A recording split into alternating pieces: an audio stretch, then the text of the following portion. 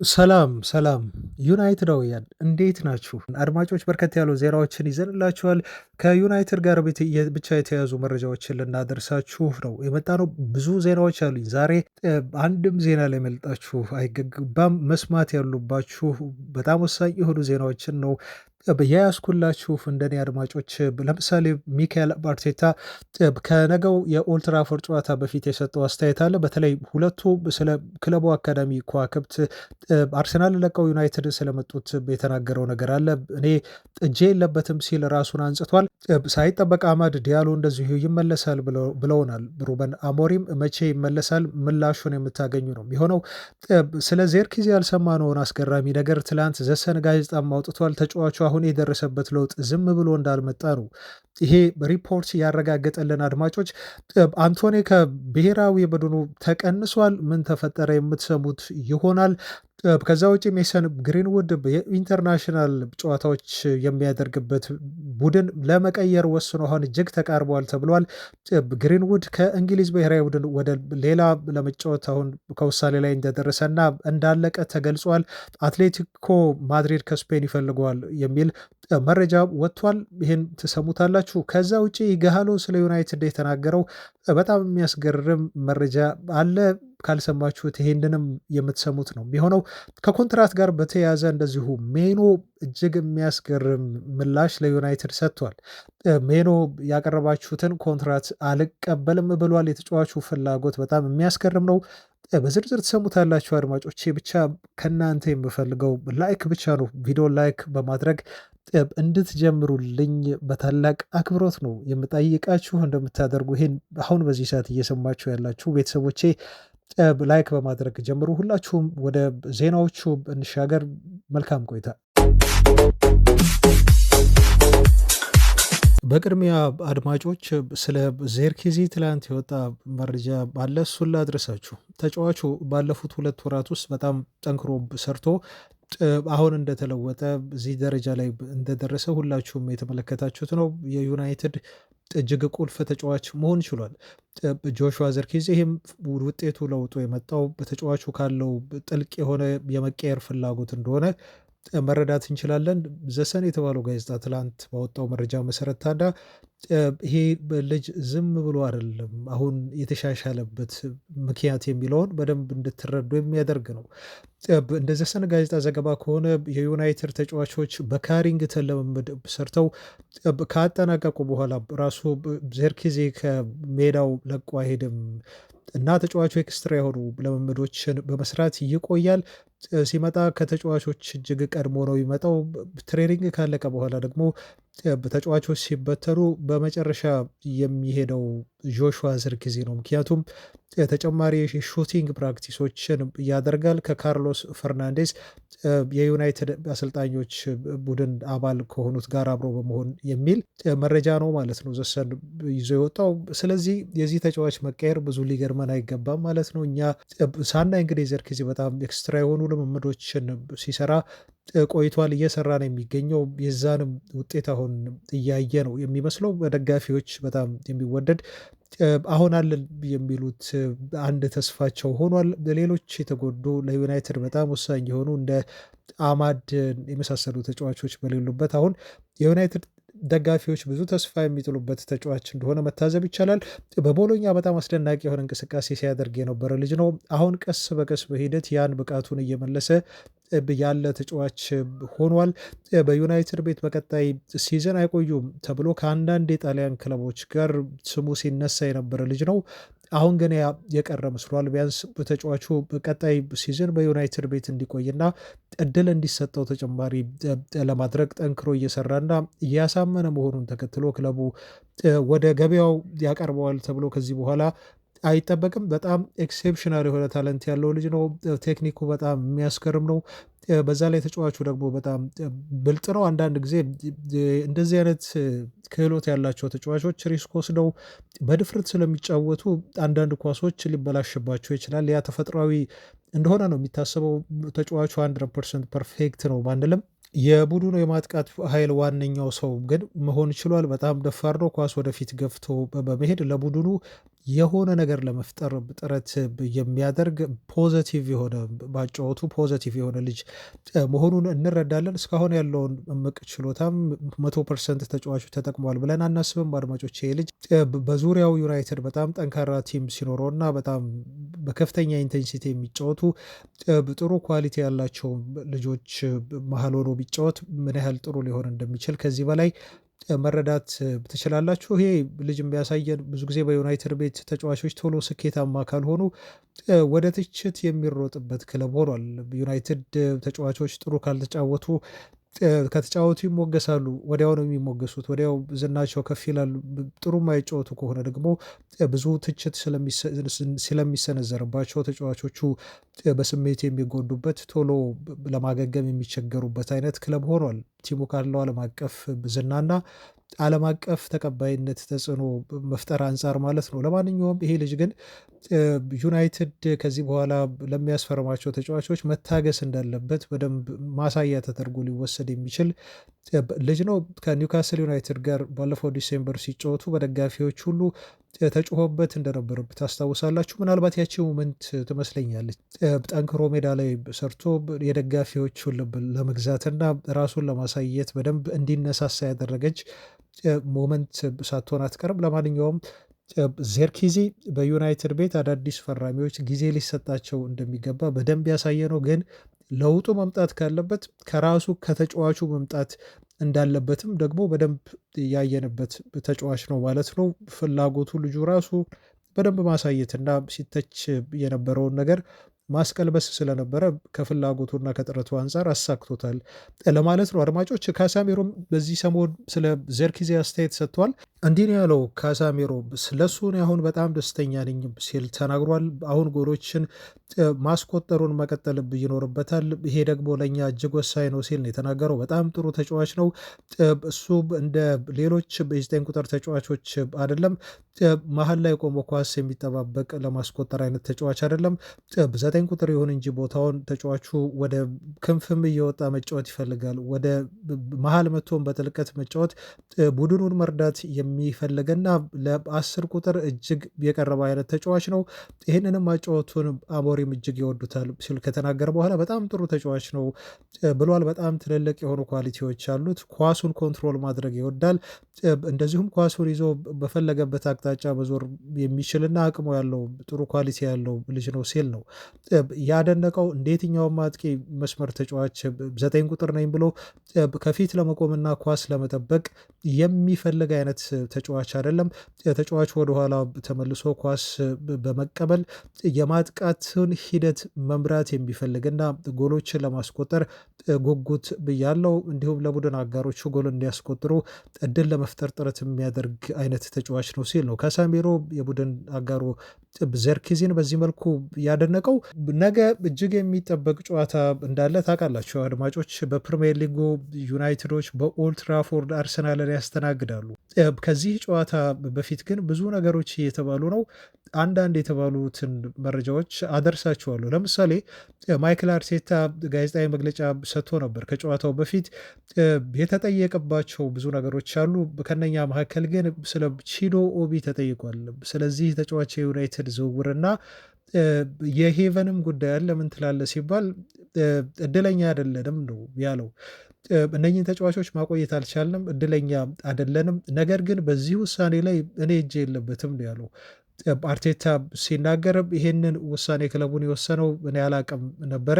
ምናልባት አንዳንድ ተጫዋቾች ከክለቡ መልቀቅ ለእግር ኳስ ሕይወታቸው ምርጡ ውሳኔ ነው ብለው ካሰቡ ይሄንን እኛ ማስቆም አንችልም በሚል ተናግሯል። ኦቢና የሄቨን የሁለቱ የተጫዋቾች ውሳኔ እንደሆነ ክለቡ ማቆየት እንደፈለገ ነገር ግን መልቀቅ ስለፈለጉና ዩናይትድን መቀላቀል ስለፈለጉ ብቻ እንደለቀቁ ነው አርቴታ ያረጋገጠው።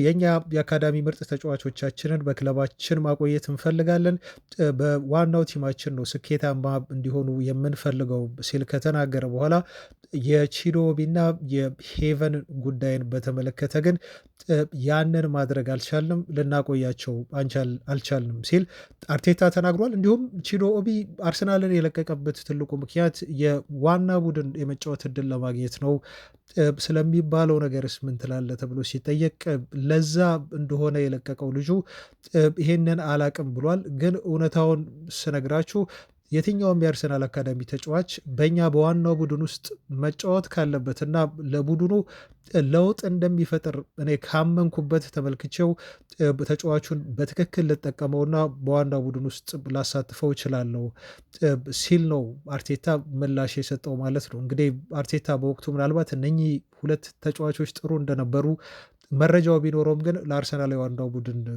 ብቁ ናቸው ብሎ ስላላሰበና ያው እነሱም ክለቡን የለቀቁበት አንዱ ትልቁ ምክንያት በዋናው ቡድን ውስጥ የተሻለ የመጫወት እድል እናገኛለን ያሉት በዩናይትድ ስለሆነ ነው የለቀቁት። አርቴታ ያለው እንግዲህ ያረጋገጠው ያንን ነው ማለት ነው። በዋናው ቡድን ውስጥ ጊዜ እድል ለማግኘት ብቁ ነበሩ ብሎ አያስብም። የዩናይትዱ አለቃ አርቴታ በአርሰናል ቤት የተሰጠውን ያህል ጊዜ እኔ በዩናይትድ ቤት ማግኘት አልችልም ሲል ነው ፖርቹጋላዊ አሰልጣኝ ሩበን አሞሪም የተናገረው። ሚካኤል አርቴታ በአርሰናል ቤት የመጀመሪያዎቹ 2 ዓመታት በተለይ በጣም መጥፎ ውጤት ያስመዘገበበትና ከክለቡ ይሰናበታል በሚል ብዙ ነገር ሲወራበት የቆየበት ዓመት ነበር። 2 ዓመቶች በተለይ ማለት ነው። ነገር ግን ክለቡ ታግሶት አሁን በእርግጥ በዋንጫ ባይታጀብም ያው ሁላችሁም ታውቃላችሁ በአርሰናል በስትራክቸር ሆንም ባጫወት ከዩናይትድ የተሻለ አቋም ላይ የሚገኝ ክለብ ነው። አርቴታ አርሰናልን ከመረከቡ በፊት ካለው አርሰናል የአርሰናል ባለስልጣናት አርቴታን በታገሱበት መንገድ እንዳልክ እኔን የዩናይትድ ባለስልጣናት ሊታገሱኝ አይችልም የሚል አስተያየት ነው የሰጠው። እንደዚህ ነው ያለው። አርቴታ ችግሮቹን የቀለበሰበት መንገድ ለሁሉም ሰው ትልቅ የሆነ መነሻሻ ነው ብሏል አሞሪም። ነገር ግን እኔ ልክ እንደ ሚካኤል አርቴታ በዩናይትድ ቤት ብዙ ጊዜ አይሰጠኝም ሲል ነው እንግዲህ አሞሪም የተናገረው። ምክንያቱም ሁለቱ ክለቦች እጅግ የተለያዩ ናቸው። በወቅቱ ሰርቫይቭ ለማድረግ አርቴታ የነበረው ስኳድ እና እኔ በዚህ ሰዓት አሁን ያለኝ ስኳድ አንድ አይደለም ሲል ነው። ይሄ ለንጻሬ መብቃት የሌለበት እንደሆነ ከተጫዋቾቹም እንዲሁም ከአጠቃላይ ከክለቡ አመራሮች ውሳኔ ጋር በተያዘ አሞሪም በዚህ መልኩ ምላሽ የሰጠው ማለት ነው። አርቴታ በታህሳስ ወር 2019 ኃላፊነቱን በይፋ የአርሰናልን ከተረከበ በኋላ በመጀመሪያዎቹ 2 ሙሉ የውድድር ዘመናት 8ኛና 5ኛ ሆኖ ማጠናቀቁን ታስታውሳላችሁ አድማጮች። በ2023 እና 24 በሊጉ ክብር በእጅጉ እንደዚሁ ተቃርቦ ነበረ። እንደምታስታውሱት ከሲቲ ጋር አንገት ለአንገት ተናንቀው ከፍተኛ የሆነ ፉክክር ካደረጉ በኋላ አርሰናል ዋንጫ ሊያገኝ የመሰለበት ዓመት ነበረ ዓመት። ነገር ግን በጋርዲዮላው ሲቲ ተበልጦ ዋንጫ አጥቷል። አርቴታ በ2020 ነው እንግዲህ የኤፍኤ ካፑን ዋንጫ ያሳካው በአርሰናል ቤት። ከዛ በኋላ ምንም አይነት ዋንጫ ማግኘት አልቻለም። ነገር ግን በኦልድ ትራፎርድ ሲገናኙ ዩናይትድ እና አርሰናል በመካከላቸው የ21 ነጥብ ልዩነት ኖሮ በጣም ሰፊ ጋፕ ነው። በኦልድ ትራፎርድ የሚገናኙ ይሆናል። በአጠቃላይ ግን አድማጮች የዩናይትዱ አሰልጣኝ ከሰጡትም አስተያየት ለነገው ጨዋታ ብዙ ይህን ያህል ትኩረት እንደማይሰጡ እንደውም ካላቸው የተጫዋቾች ጥበት ነው እንጂ በጉዳትና በተለያዩ ምክንያት አንዳንድ ወሳኝ ተጫዋቾችን ሁሉ ላለመጠቀም አሞሪም ሊወስኑ እንደሚችሉ ፍንጭ የሰጡበት ነው። ሙሉ ትኩረታቸውን ከአርሰናሉ ይልቅ ለዩሮፓ ሊጉ እንደሚያደርጉና በሐሙሱ ጨዋታ ላይ ይበልጥ ትኩረት እንደሚሰጡ ግን ለአርሰናልም ጨዋታ ፕራግማቲክ የሆነ የአጨዋወት ሲስተም ተከትለው አፕሮች ሊያደርጉት እንደሚችሉ ነው የተናገሩት። ለማንኛውም አድማጮቼ እስቲ ማን በነገው ጨዋታ ያሸንፋል ብላችሁ ትገምታላችሁ? ሁለት ዩናይትድ በጉዳትና በተለያዩ ምክንያቶች የሐሙሱንም ጌም እየታሰበ አርሰናልን የማሸነፍ ብቃት በኦልድ ትራፎርድ ዩናይትድ አለው ወይ ብላችሁ ታምናላችሁ? አድማጮች የነገውን ጨዋታ ግምታችሁን በኮሜንት ከታች እንድታሰፍሩልኝ እየጠየቅኩ ዜናዎቻችንን ማድረሳችንን እንቀጥል። የአንቶኒን ጉዳይ እንመልከት።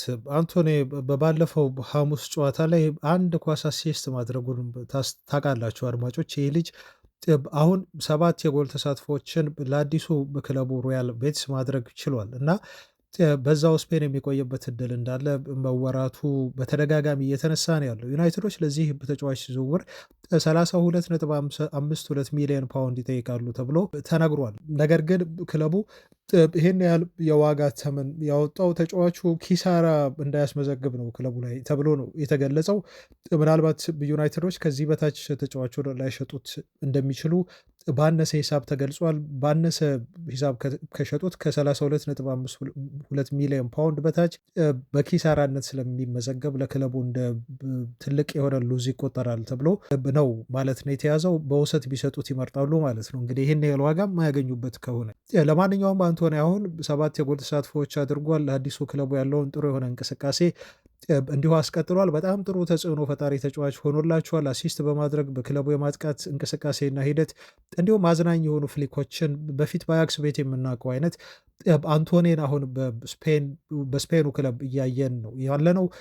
ልጁ በነገራችሁ ላይ በብራዚል ብሔራዊ ቡድን ጥሪ ቀርቦለት ነበረ፣ ግን በማይጠበቅ መልኩ ደግሞ መልሰው ቀንሰውታል። ፕሮፌሽናል የሆነ የብሔራዊ ቡድን ጥሪ ነበር የቀረበለት፣ ቋሚ አልነበረም። በእርግጥ በኋላ ላይ ግን ተጫዋቹ ከወጣው የብራዚል ብሔራዊ ቡድን ስኳድ ስሙ መዘለሉን እንግዲህ ተመልክተናል። ምናልባት በዚህ ብቃቱ ከቀጠለ ድጋሚ የሚጠራበት እድል እንደሚኖር ነው የምናስበው። ኔይማር እንግዲህ አሁን ወደ ብሔራዊ ቡድኑ መመለሱን አረጋግጧል ማለት ነው። ከ2 ዓመት በኋላ ነው ተጫዋቹ መመለሱ የተረጋገጠው። በዚህ ወር በሚያደርጉት ብሔራዊ ቡድኑ ጨዋታ ላይ ኔይማር ሀገሩን ይወክላል። አንቶኔ ግን ከብሔራዊ ቡድኑ ተቀንሷል። ሌላው የኮቢ ማይኖን ጉዳይ እናንሳ። ይሄ ተጫዋች ከዚህ በፊት መረጃ አድርሻችኋለሁ። ሰሞኑን እንግዲህ በጣም የተጋነነ ደሞዝ እየጠየቀ እንደሆነ በኮቢ ማይኖ ብቃት ላይ እኔ ምንም ጥያቄ የለኝም። ተጫዋቹ ታለንት ያለው ተጫዋች ነው። ግን እሱ ይዞ የሚመጣው መዘዝ ብዙ ነው። በዩናይትድ ቤት ከዚህ በኋላ ትልቅ ኮንትራትና ደሞዝ ይሄ ተጫዋች ጠየቀ ማለት የዩናይትድን ቀጣይ ክረምት የዝውውር እንቅስቃሴዎች ሁሉ ነው አሁን የሚያበላሸው ልጁ እና ከዛ ውጭ ደግሞ የሚመጡ መጪ ታዳጊ የሆኑ ተጫዋቾች አሉ በዩናይትድ ቤት ታውቃላችሁ። እነኚህ ተጫዋቾች እንደ አራያ ሁሉ የሚወስዱት ነው። ይህም ተጫዋች ከዚህ በፊት ከነበሩ ልጆች ነው እንደ አራያ ወስዶ ከክለቡ አሁን ብዙ ገንዘብ እየጠየቀ የሚገኝ። በዛ ላይ ደግሞ ጋርናቾ አለ። አስቡት፣ ጋርናቾ አሁን ባለው ኢጎ ተጫዋቹ የሚያገኘው ደሞዝ ወደ 50 ሺህ ፓውንድ አካባቢ ነው የተባለው። ስለዚህ ኮቢ ሜይኖ በ200 ሺህ ዩሮ ሳምንታዊ ደሞዝ በዩናይትድ ቤት የሚፈርም ከሆነ አሌሃንድሮ ጋርናቾ በዩናይትድ ቤት ምን ያህል ይሰጠኝ ብሎ ትንሽ በተለይ ብቃቱን ካሳየ ምን ያህል ገንዘብ ሊጠይቅ እንደሚችል አስቡት። እና ይሄ ሁሉ ነገር ኮንሲደር ተደርጎ ነው በጣም በብስለት ለዚህ 19 ዓመት በእንግሊዛዊ አማካይ ስፍራ ተጫዋች ኮንትራት ሊቀርብለት የሚገባው። ተጫዋቹ ደሞዝ ጠይቋል። በስነስርዓት 200 ሺህ ዩሮ እና ከዛ በላይ ደሞዝ ነው እስከ ቦነሱ የጠየቀው ተብሎ የተነገረው። ዩናይትዶች 90 ሺህ ፓውንድ ወይም ወደ 100 ሺህ ዩሮ ነው ሳምንታዊ ደሞዝ ይገባሃል ያሉት። ያም በጣም እንደተጋነነና እንደበዛ እያሰቡ ነው ይህን ደሞዝ ያቀረቡለት ተብሎ የተነገረው። ልጁ ግን አሁን ምን ላይ ሰጣቸው ነው የተባለው። ይህንን ደሞዝና ኮንትራት ተቀብሎ መፈረም እንደማይፈልግ ሜኑ በግልጽ ለዩናይትድ ሰዎች በቅርቡ ያሳውቃቸዋል ሲል ነው ዘጋርዲያን የተባለው እንግዲህ የሚታመን እንግሊዝ ጋዜጣ ነው የዘገበው። ዩናይትዶች በዚህ ምክንያት ሜኑን ቀጣይ ክረምት ላይ በ70 ሚሊዮን ፓውንድ ሂሳብ ለመሸጥ ይገደዳሉ ተብሎ ነው ጋዜጣው ላይ የዘገበው ማለት ነው። ቼልሲ ነው የተጫዋቹ ትልቅ ፈላጊ ተብሎ የተገለጸው እዛው እንግሊዝ። ነገር ግን ተጫዋቹ ወደ ቼልሲ የሚሄድ ከሆነ በቼልሲ ቤት ከኮል ፓልመር የበለጠ ደሞዝ ሁሉ እንዲከፈለው ይፈልጋል ነው የተባለው። ይሄ በጣም የሚያስቅ ነገር ነው። እንደው አንዳንድ ተጫዋቾች እንግሊዛዊ ስለሆኑ ብቻ እና ልክ የመብረቅ ያህል ብልጭታ የሆነ ብቃታቸውን ካሳዩ በኋላ በእንደዚህ አይነት መልኩ እጅግ የተጋነነ ከኮል ፓልመር የበለጠ ደሞዝ በዩናይትድ ቤት ምናልባት በቼልሲ ቤት እንዲከፈለኝ እፈልጋለሁ የሚል እሳቤን ራሱ ተጫዋቹ መያዙ እኔ በጣም ነው የሚያስገርመኝ ማለት ነው። አድማጮች፣ አሁን ኮል ፓልመር በቼልሲ ቤት በእርግጥ ተቀዛቀዘ ልጁ በቅርቡ ባለፉት ጥቂት ጨዋታዎች ላይ እንደ ድሮ አይደለም ፓልመር እናውቃለን። ግን እስቲ አሁን ሁለቱን ተጫዋቾች ሚዛን ላይ ያስቀምጡ። ለክለባቸው ከሚሰጡት ግልጋሎት አንጻር ካላቸው ጎል የማስቆጠር የጎል እድል መፍጠር አንጻር በጣም ጠቃሚ የሚመስለው ተጫዋች ማን ነው? ሜኖ ነው ወይንስ ኮል ፓልመር ነው? እና አንዳንድ ተጫዋቾች የእግር ኳስ ሕይወታቸውን የሚገሉት በማይሆኑ ወኪሎች፣ በማይሆኑ በዙሪያቸው ያሉ ምክር የሚሰጧቸው ሰዎች እየታጀቡ ነው። የእግር ኳስ ህይወታቸውን የሚያጠፉት። ምናልባት ይሄ ልጅ ከዩናይትድ የሚለቅ ከሆነ ከዩናይትድ እና ከእንግሊዝ ውጭ ላሉ ክለቦች የመፈረም ፍላጎት አለው ነው የተባለው። ይሄንን ደግሞ ዩናይትዶች እንዲያደርጉት ተጫዋቹ ይጠይቃል። ኮንትራቱን አሻሽለው የማይሰጡት የሚፈልገውን ነገር የማያደርጉለት ከሆነ ተብሎ ነው የተገለጸው።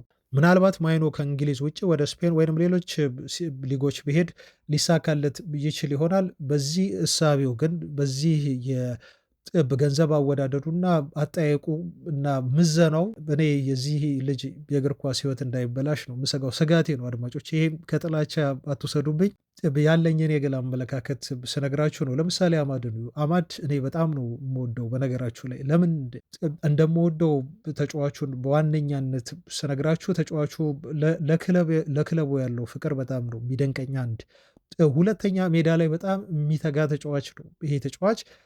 ዩናይትድን እጅግ ወዶ ባጁን በፍቅር ጎል ሲያስቆጥር የሚስምና ጠንክሮ የሚሰራ ነው። እንደ ጋርናቾ የሆነ ነገር ሲፈጠር ወይ ቤንች ሲደረግ ተጫዋቹ ኢንስታግራም ላይ ሄዶ የሆነ ነገር አይፖስትም። ይሄ ጭቅጭቅ ቀስቃሽ የሚመስል አይነት ፒክቸር ሄዶ በመለጠፍ የጋዜጦች መነጋገሪያ መሆን የሚፈልግ አይደለም።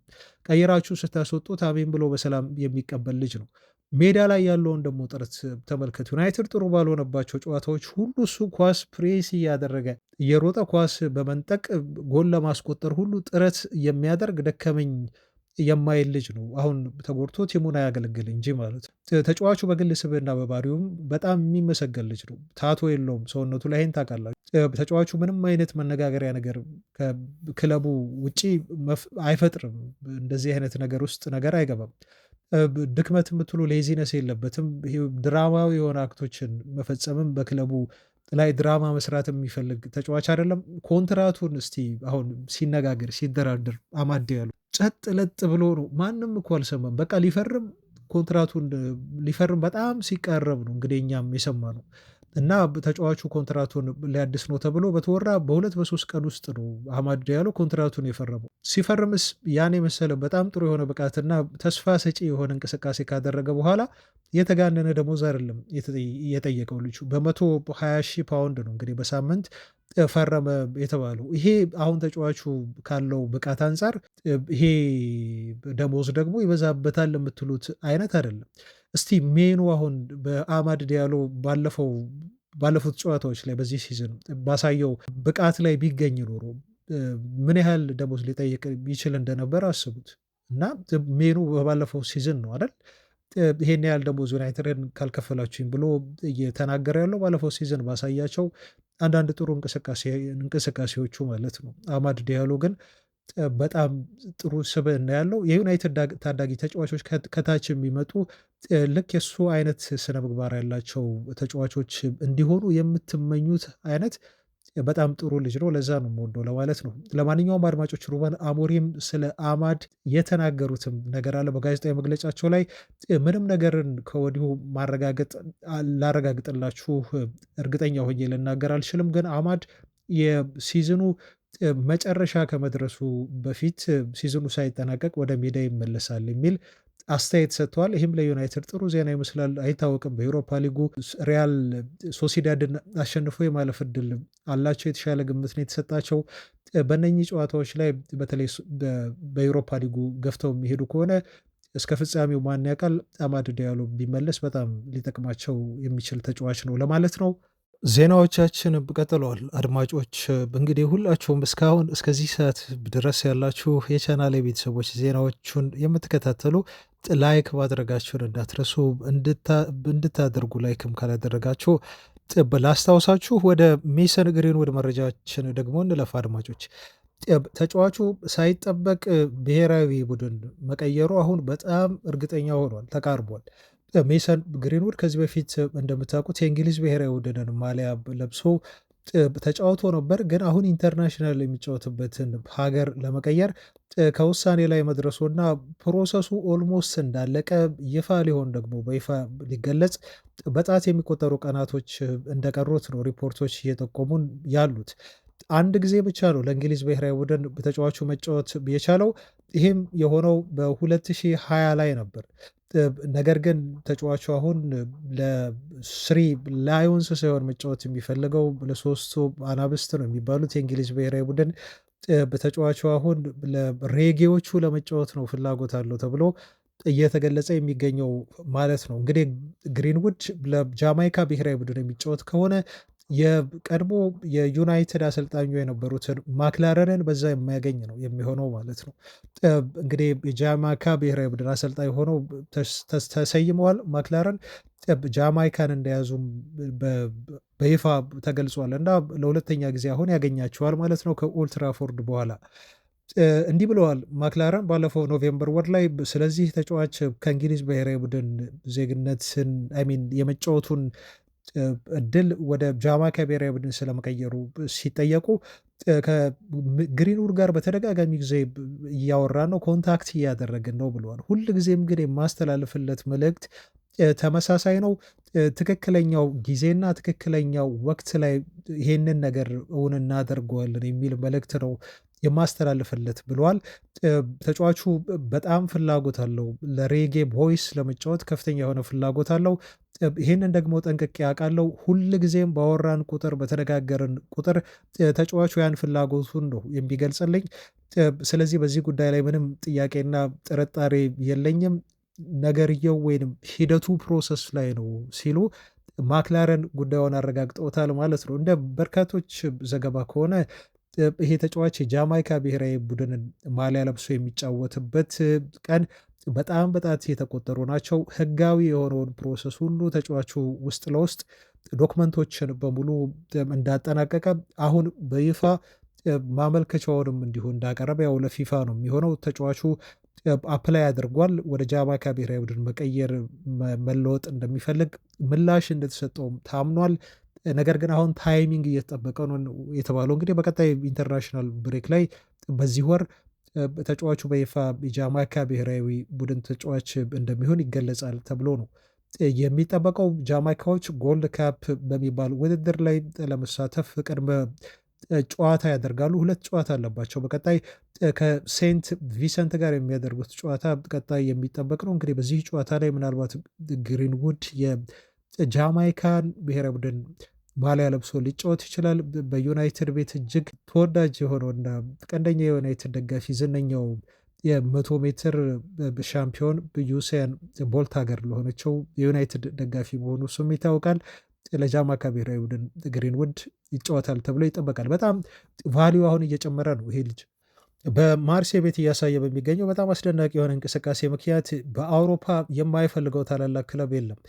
ከጀርመን በሉት እንዲሁም ከእንግሊዝ ነው ብዙ ክለቦች እየፈለጉት አይደለም የሆነው። ምናልባት ሊቨርፑል ሰሞኑን ስሙ ተነሳ እንጂ የጀርመን ብዙ ክለቦች ይፈልጉታል። ከጣሊያን እንደዚሁ ይፈልጋል። አሁን ደግሞ ከስፔን የሚወጡ ብዙ ፈላጊ ክለቦች እየተበራከቱ መጥተዋል። አትሌቲኮ ማድሪድ፣ ባርሴሎና ተብሎ ነበር ከዚህ በፊት። አሁን ደግሞ አትሌቲኮ ማድሪድ 50 ሚሊዮን ፓውንድ ሊያቀርቡ ፍላጎት አላቸው ተብሎ ተገልጿል። ተጫዋቹ በየትኛውም ዋጋ ይሸጥ ብቻ ለዩናይትድ ግማሽ ያህል ከ40 እስከ 50% ነው የተባለው በገንዘብ የሚያስገኝ ተጫዋች ይሆናል። አሁን ባለው ሁኔታ ተጫዋቹ ባለው ወቅታዊ ብቃት የሚቀጥል ሲዝኑን የሚያጠናቅቅ ከሆነ ለዩናይትድ ትልቅ ትርፍ ማምጣቱ የሚቀር አይደለም። በጣም ብልጣብልጥ የሆነ ኮንትራት ሰጥተው አስረው ነው ማለት ነው ተጫዋቹን ለማርሴ የሰጡት ዩናይትዶች። በዛም ተጠቃሚ እንደሆኑ አሁን በደንብ እርግጠኛ መሆን ትችላላችሁ። ከኒኔንትስ ጋር ባለፉት ቀናት ባደረጉት ያለፉት 4 ቀናት ጨዋታ ላይ ተጫዋቹ ማን ኦፍ ዘ ማች የሚያስብለውን እንቅስቃሴ ነው ያሳየው። እስካሁን ድረስ ለማርሴ በ14 ጨዋታ አሁን እየቀረው ማለት ነው ማርሴ በሊጉ 20 ያህል ጎልና አሲስት ላይ ተሳትፎ ማድረግ የቻለ ነው ማለት ነው እና 49 ነጥብ ይዘው አሁን ሁለተኛ ደረጃ ላይ መቀመጥ ችለዋል። በሊጉ ማርሴዎች 52 የሊግ ጎሎችን እንዲያስቆጥሩ የሜሰን ግሪንውድ አስተዋጽኦ በጣም ታላቅ ነበር። ኦልሞስት ወደ ግማሽ የሚጠጋ የቲሙ ጎል ላይ ተሳትፎ ማድረግ የቻለ ነው። በአንደኛ አሲስት ወይም በሁለተኛ አሲስት በሉት ተሳትፎ ትልቅ ነው ይሄ ልጅ። ከእንደገና ደግሞ አምስተኛው በፈጣኑ ተጫዋች መሆን ችሏል። በፈረንሳይ ሊግ ውስጥ እንግዲህ በ15 ጎሎችን በፍጥነት በማስቆጠር ማለት ነው ይሄ ተጫዋች አምስተኛው ተጫዋች ሆኖ ተመዝግበዋል። ሻምፒዮንስ ሊግ ላይ አሁን ማርሴዎች ሊሳተፉ በጣም ተቃርበዋል ማለት ነው። በዚህ ምክንያት ነው እንግዲህ ግሪንውድ ፈላጊ ክለቦቹ እየበዙ ያሉት። ብዙ ክለቦች ከዚህም በኋላ እንደሚመጡ እና ለዩናይትድ ጥሩ ትርፍ ሊያመጣ የሚችል ተጫዋች እንደሚሆን ነው ሜሰን ግሪንውድ መረዳት የምንችለው። ዜናዎቻችን ቀጥለዋል አድማጮች። አሁን ደግሞ የቅድመ ዝውውር ዜና ላድረሳችሁ። የዩናይትድ የአጥቂ መስመር ፍለጋ አሰሳው አሁንም እንደቀጠለ ነው። ብዙ አማራጭ የአጥቂ መስመር ተጫዋቾችን እንደያዘ ከዚህ በፊት ዜናውን ተከታትለን ስናደርሳችሁ ቆይተናል እና አንድ ስሙን የጠቀስንላችሁ ልጅ ነበር አድማጮች። የፓላሱ ዣን ፊሊፕስ ማቴታ የተባለው ተጫዋች 27 ዓመቱ ነው። ፈረንሳዊ አጥቂ መስመር ተጫዋች ነው።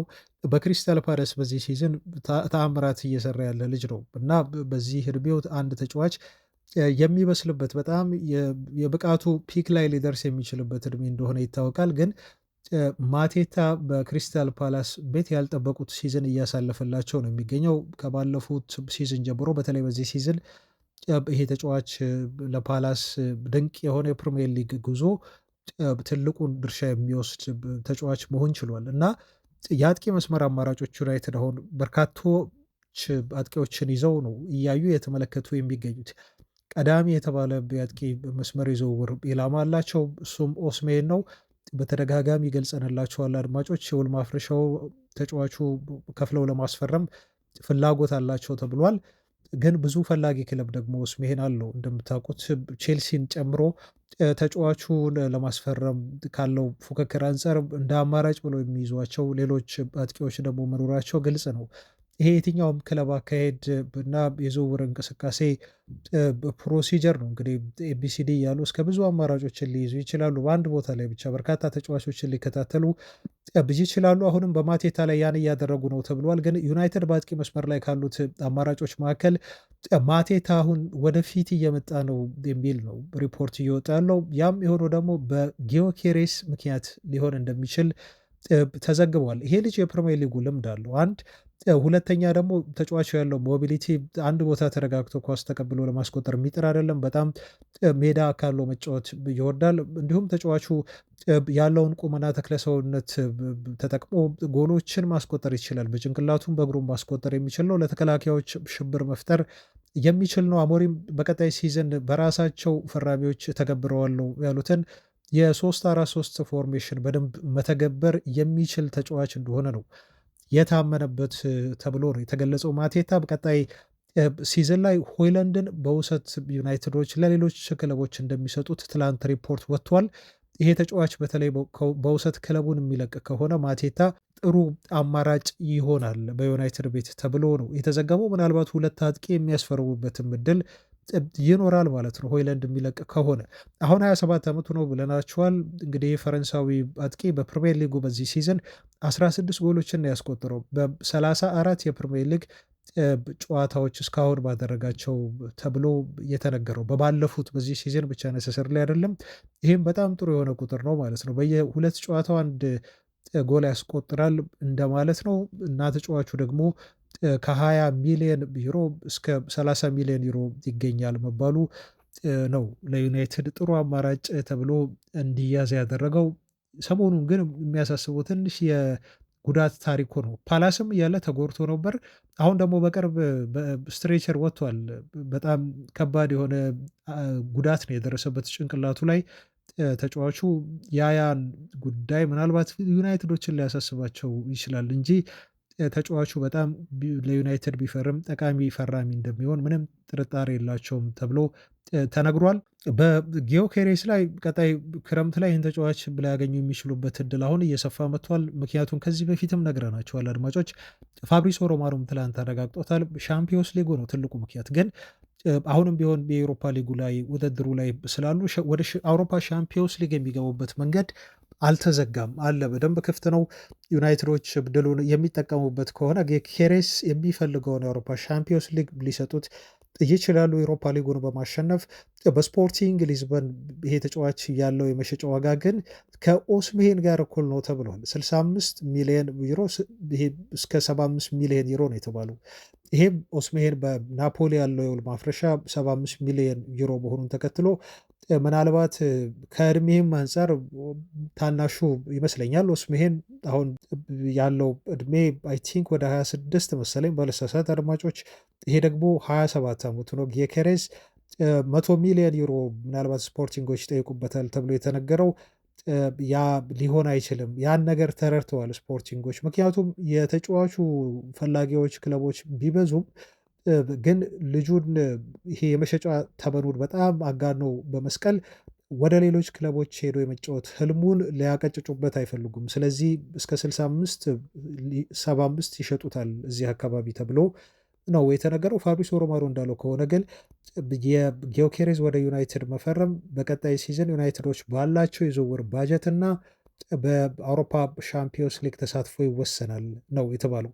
ሩበን አሞሪምም በግልጽ ተናግሯቸዋል በክለቡ ባለስልጣኖች በቀጣይ ሲዝን አውሮፓ ሻምፒዮንስ ሊግ ዩሮፓ ሊጉን በልተው የሚሳተፉ ከሆነ ሩበን አሞሪም የዝውውር ተጨማሪ 100 ሚሊዮን ፓውንድ ለዝውውር መጠቀሚያ የሚሆን ገንዘብ እንደሚኖራቸው ነው ከክለቡ ሰዎች የተነገራቸው ተብሎ ተገልጿል። ከአጥቂ መስመር የዝውውር እንደዚሁ ኢላማቸው ጋር በተያያዘ የመጨረሻ ማደርሳችሁ ዜና አድማጮች የጆናታን ዴቪድ ነው። ይሄ ካናዳዊ አጥቂ መስመር ተጫዋች በፈረንሳይ ክለብ ሊል አስደናቂ ጊዜ እያሳለፈ የሚገኝ ልጅ ነው። ለዩናይትድ ጥሩ የሆነ አማራጭ ይሆናል። በነገራችሁ ላይ ፍሪ ኤጀንት ነው የሚሆነው። ብራይተን እና ዌስትሃም ዩናይትድ ጥያቄ አቅርበውለት ነበር። በጣም ይፈልጉታል አጥብቀው። ይሄን ልጅ ግን ልጁ የሁለቱን ክለቦች ጥያቄ ውድቅ ያደረገ ነው የተባለው። ከዚህ በፊት በራሱ አንደበት ተናግሮ ነበር። መጫወት የምፈልገው ለትልቅ ክለብ ነው ሲል ተናግሯል። ይሄ ደግሞ እንግዲህ ከፕሪሚየር ሊጉ የሚፈልጉት ሁለት ክለቦች ሌሎች የተባሉት ማንቸስተር ዩናይትድ እና ቼልሲ ናቸው። አርሰናልን በእርግጥ ይፈልገዋል ተብሏል።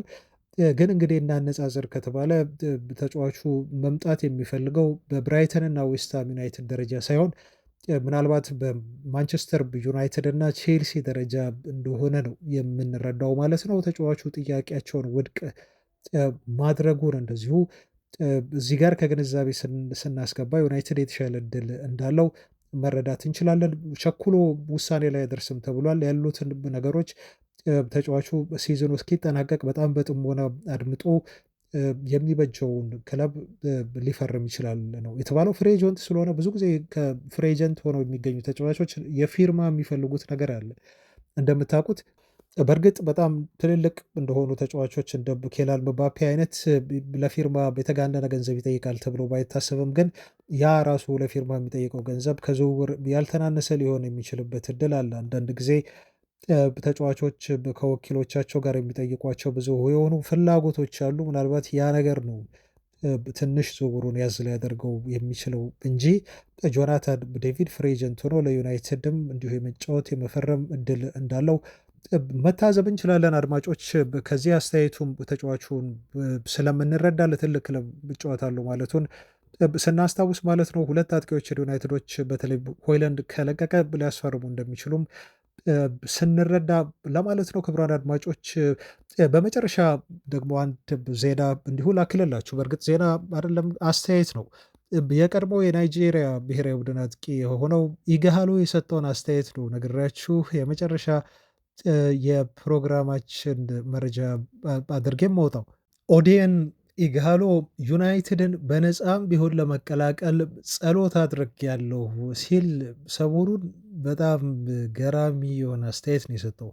አስተያየቱ ትንሽ ለየት ይላል፣ ወጣ ይላል። ለዛ ነው ገራሚ ያልኳችሁ። አይታችሁትም ሊሆን ይችላል።